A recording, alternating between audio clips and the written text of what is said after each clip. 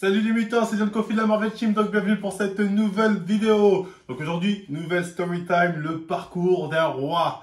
Voilà, donc c'est des vidéos où je raconte un peu des petites anecdotes que j'ai vécues. Des choses qui parfois, oui, je suis pas fier du tout, oui. Mais je les raconte quand même parce que quelque part, il y a une petite leçon de vie, toujours en sous-texte. Et qui, je pense, peut être intéressante pour les plus jeunes, hein. Leur apprendre à pas tomber dans les mêmes pièges dans lesquels j'ai pu tomber quand j'étais plus jeune.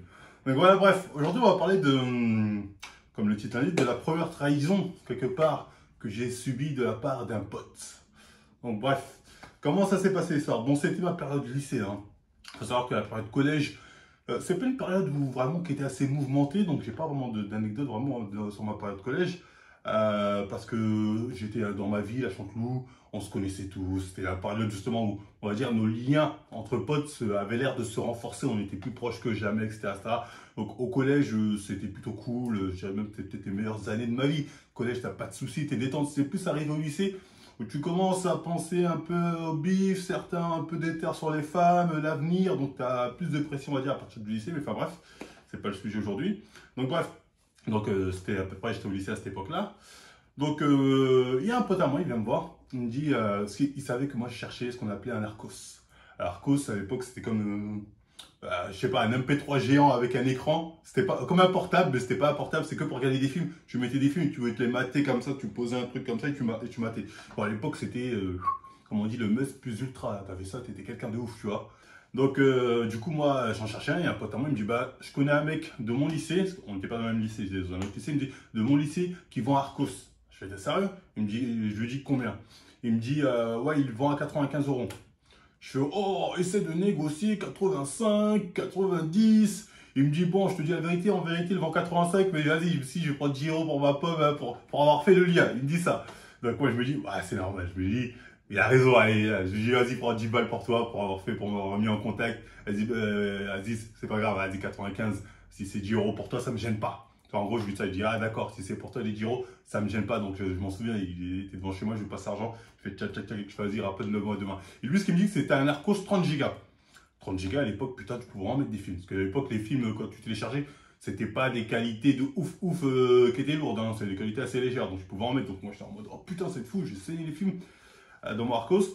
Parce qu'en plus, j'avais pas d'ordinateur, je crois, à cette époque. Donc, moi, j'allais que chez les potes pour qu'ils me donnent ils me gravent des trucs. Bref, j'avais que dalle. Donc, du coup, le lendemain, mon pote, il me ramène le Arcos. Et dans la boîte, en plus, c'est assez bien pour dans la boîte, tout ça. Je suis là, je vois le Arcos, je suis tout content. Je fais, ah putain, je suis là, tac, tac, je commence à le brancher. Tatati, je vais mettre des films. Je vois espace, enfin, espace rempli. Je mets un film ou deux, je crois, espace rempli. Je fais, attends, mais c'est pas 30 gigas, ça? Je regarde, je fais, c'est pas 30 gigas, je crois que c'était 3 gigas ou 4 gigas, un truc comme ça. Ah, j'étais zèle, je fais, attends, c'est quoi ce délire? Après, j'entends voir mon pote, je dis, attends, mais le Arcos, ça, il fait pas 30 gigas. Il me fait, si, moi, il m'a dit 30 gigas. Frère, c'est 4 gigas. Après, je fais, il y a un endroit où tu peux mettre une clé USB, je crois que tu pouvais rajouter un truc comme ça pour plus de gigas. Je fais, mais moi, le mec de base, quand il m'a dit ça, mon pote, m'a dit que c'était intégré. Le mec m'a dit 30 gigas intégré, tu vois. Donc, moi, je me suis dit, j'ai pas besoin d'aller acheter une carte mémoire ou je sais pas, quelqu'un d'autre. Donc, bref. Un pote, je lui dis ça, je fais, wesh, le gars, il se fout de ta gueule. C'est pas 30 gigas. Il me fait, ouais, je sais pas, moi, il m'a dit que c'était 30 gigas. T'es sûr, c'est toi qui sais pas bien brancher ta. Je vois les gigas. Donc, bref, du coup, moi, je fais, écoute, dis à ton pote, moi, je vais récupérer mon bif. Il me dit, ouais, t'es sûr, tata? Je fais, hey, dis-lui, je vais passer tel jour. Ce jour-là, je viens, je récupère mon bif, je le rends sur Arcos. Donc, mon pote fait passer le message donc, au mec de son lycée.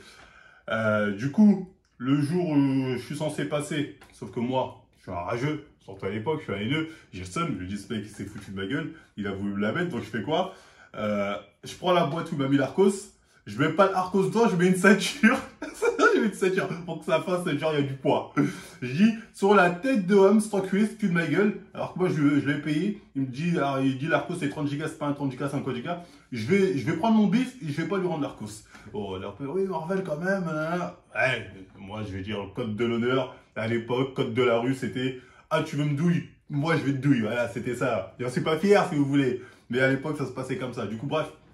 J'arrive au lycée, en plus il n'a pas de chance, mais son lycée c'est Adrien Bolland. Il faut savoir qu'Adrien Bolland c'était maîtrisé à l'époque par Chanteloup-Lévin. J'avais 3 lycées qui étaient maîtrisés par les mecs de ma ville. Adrien Bolland à Poissy, Simone Veil et Jules Ferry à Conflans, les deux à Conflans. Si tu étais dans un des 3 lycées, je veux dire j'arrivais, j'étais le boss. Donc j'étais même pas Adrien Bolland à cette époque-là. Donc j'arrive comme ça au lycée. Tac, tac, en après-midi.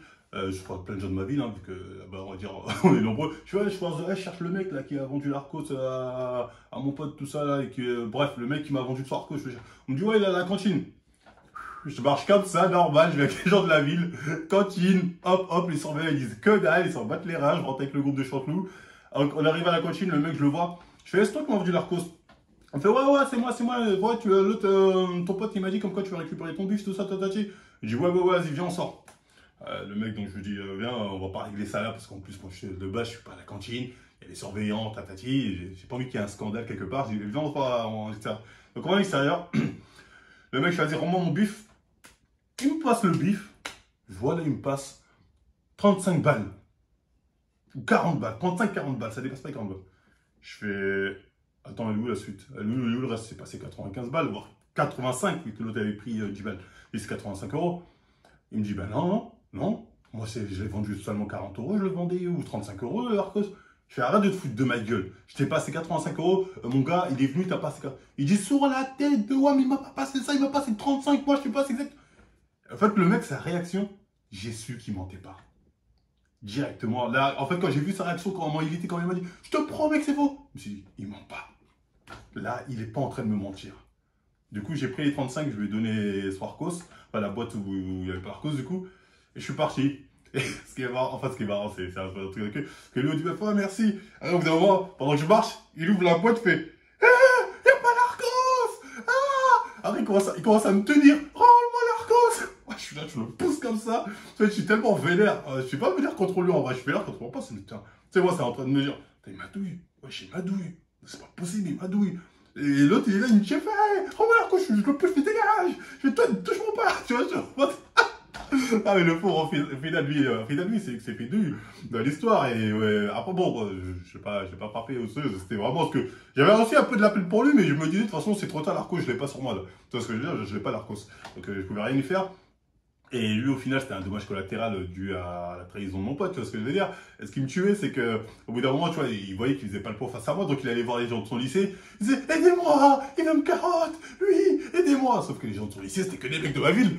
Donc il disait, les gens lui disaient, pars-toi de là, moi, je te jure. Le pauvre. Ah ouais, je rigole, mais en fait, c'est pas marrant avec du recul, ça. Il s'est fait hagal, le petit. C'est pas de ma faute, vraiment. Franchement, c'est plus la faute de mon gars qui a subi cette hague-là. D'ailleurs, le mec, il m'en voulait, hein. Apparemment, quelques jours après, j'ai entendu comme quoi les gens du lycée disaient, ouais, ils demandent à tout le monde un pistolet, un gun pour se tirer dessus. Moi, j'étais mort, je fais, oh, bah, j'attends. Apparemment, il l'a pas trouvé, parce que j'ai jamais eu de nouvelles. Mais ouais, le mec, il m'en voulait à mort. Alors, il demandait, ouais, je vais acheter un gun, je vais arriver, je vais le tirer dessus. Franchement, pour 35 balles, mec, calme-toi. Mais enfin, j'ai plus jamais revu le mec. Donc bref, du coup, moi je rentre dans la ville, hein, je vais pas vous mytho, bah j'étais un peu vénère, je suis là, je me pose. En fait, ça m'a demandé un temps, qu'est-ce que ça s'entend? Il m'a douille, mais non, il doit y avoir une explication, c'est pas possible. Et je le savais que l'autre avait pas mytho, ça se sentait qu'il mentait pas. Donc je vais voir mon gars, à qui j'ai passé le bif, je fais, mec, tu m'as carotte? Et bif, le truc, c'était 35 balles, c'était pas 85 balles, c'était 40 balles ou 35 balles. Il parle, ah! Et en plus, quand je lui dis ça, il y a du monde. Hein. Tu sais, je lui parle, il y a du monde autour de lui. Je dis, tu m'as carotte pour l'Arcos, là. Et lui, je vois, il parle hop, il dit rien. Et moi, en fait, j'étais plus déçu qu'énervé en mode, mais on fait pas ça entre potes. Mais pourquoi tu m'as fait ça? Tu vois ce que je veux dire? En mode, mais, tu sais, pour moi, c'était une trahison. En mode, mais pourquoi? Pourquoi? Tu vois ce que je veux dire? Mais je t'ai fait quoi? Tu vois, c'était vraiment, explique-toi, c'est même pas, j'étais en mode, oh, mon argent, nanana, c'était vraiment, mais pourquoi moi? Qu'est-ce que je t'ai fait, ma gueule? Je comprends pas. Et il parlait. Et moi, je m'en souviens, après, je me suis barré, j'ai juste dit ça, j'ai dit putain. Je me suis barré et après, il y avait d'autres potes à moi, ils venaient me voir. Ils disaient, oh putain, il t'a mis une douille, tatati. Et même mon frère à l'époque, mon frère, il était un peu gangs à l'époque. Il me disait, va, on le met dans le coffre, on l'amène, on roule sa race, on le met, on le séquestre, on l'encule. Moi, j'étais à baiser. Et même des potes à moi, tu vois, qui étaient potes avec lui, pourtant, ils m'encourageaient en disant, oh putain, il t'a fait une dinguerie, franchement, là, pour moi, faut le niquer. Moi, je faisais, mais. Tu sais, je voyais toute cette ambiance un peu en train de sauvagerie entre potes. Et je me disais, mais les gars, c'est pas comme ça, on est censé être des potes.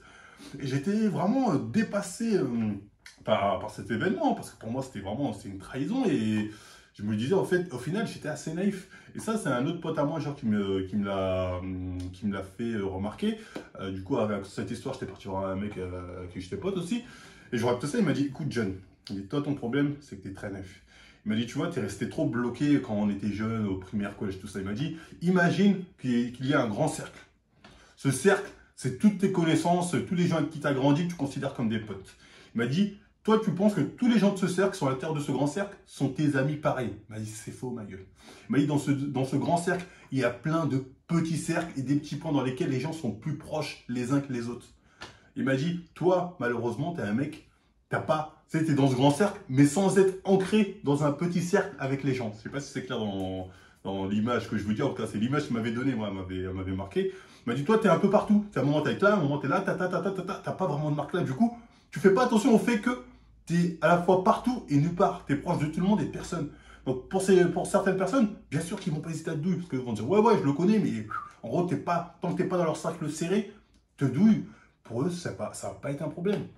Et il avait tout à fait raison, en vrai, parce que moi, j'étais très naïf de penser qu'on était tous les mêmes amis, alors qu'au lycée, on s'était un peu séparés, on se voyait de temps en temps, mais moi, je dis, c'est pas grave, on a grandi ensemble, on est pareil.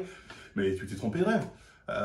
Quand tu grandis, les gens, voilà, prennent des chemins différents, te calculent de moins en moins, on arrive à créer des liens plus forts avec d'autres potes qu'avec toi, donc vont plus facilement pouvoir te mettre une douille à toi qu'aux autres.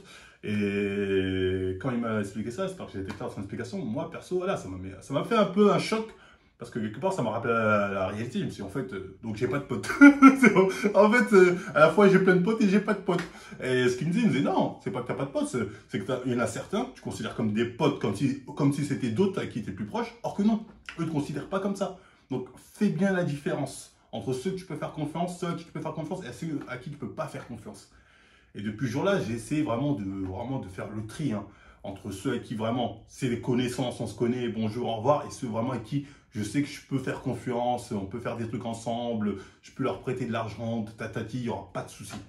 Et c'est ça en fait le fameux de cette histoire, je vais vous dire, parce que au final j'ai trahi par un pote, au final c'était pas vraiment un pote, c'était plus une connaissance, mais moi j'ai eu la naïveté de le considérer comme un pote, c'est pour ça que je me suis fait douille.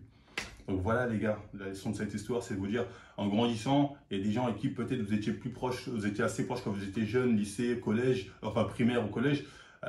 Avec là, vous allez voir, vous allez vous en détacher, ils vont prendre d'autres chemins qui ne sont pas les vôtres. Voilà, vous allez plus être aussi proche qu'eux, donc faites attention à qui vous faites confiance. Que vous n'êtes pas à l'abri de vous manger une douille comme je m'en suis mangé. Et moi, je m'en suis mangé plusieurs. Je veux dire, ça m'a même pas servi de leçon. Parce qu'après, dans le futur, quand je devais commencer à travailler avec des gens, tatati, j'aurais fait confiance, j'aurais prêté du bif, bref, on en reviendra, bref, plusieurs trucs comme ça, et je me faisais douiller à chaque fois. Parce que je me disais, il faut être gentil, les gens, c'est pas des méchants. Ah non, le monde est méchant. Le monde est méchant, le monde est méchant. Et les gens sont pas tous, on va dire, ils n'ont pas tous un sens de la droiture, malheureusement. Donc voilà, bref, j'espère que j'ai été clair sur cette story time, sur la leçon voilà, que je voulais un peu vous enseigner, c'est-à-dire que méfiez-vous des gens qui sont proches de vous et restez vraiment avec les gens qui sont dans ce petit cercle avec vous et ne confondez pas le grand cercle et le petit cercle comme je l'ai fait parce que voilà, vous mangez des douilles comme je me suis mangé malheureusement. C'est triste mais c'est comme ça. Donc voilà, j'espère que cette petite story time vous aura plu. Si c'est le cas, on like, on partage, on s'abonne, on n'hésite pas à nous suivre sur Facebook, Instagram, partout, etc. Code Marvel 15 chez Natura Force, profitez-en, c'est le dernier mois, après c'est un code Marvel de 10. Donc allez-y, et moi je vous dis à la prochaine émission.